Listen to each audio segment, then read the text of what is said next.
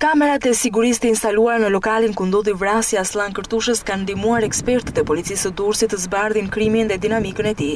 Sekuencat filmike mësojnë të kenë fiksuar gjithçka ka ndodhur në lagjen 17 të qytetit bregdetar dhe e përpasoj policia ka hedhur poshtë versionin e dhënë nga i plagosur Bledar Kajno, 34 vjeç. Ky fundit është arrestuar si një ndër dy bashkëpunëtorë të ngjarjes, ndërsa kushëriri i tij, Gëzim Kajno, pronar lokalit të shpallur në kërkim. Sipas policisë, mbrëmjen e 1 marsit rreth orës 19 pranë ndërmarrjes së sjellësit, Gëzim dhe Bledar Kajno në efektin e alkoolit dhe për motive të dobta janë konfliktuar me shtetasin Aslan Kërtusha në ambientet e brendshme të lokalit. Më pas, në konflikt e sipër ka dalë jashtë lokalit ku Gëzim Kajno e ka goditur me qytën e pistoletës në kokë shtetasin Aslan Kërtusha dhe si pasojë një shkrepje të armës së zjarrit të shplagosur në krah Bledar Kajno, po me të njëjtën armë. Gëzim Kajno ka qelluar Kërtushën, i cili nga plagët e marra ka ndëruar jetë në spitalin rajonal të Durrësit. Policia vijon bashkëpunimin me familjarët e Gëzim Kajnos për ta bindur 31 vjeçarin të dorëzohet pranë autoriteteve.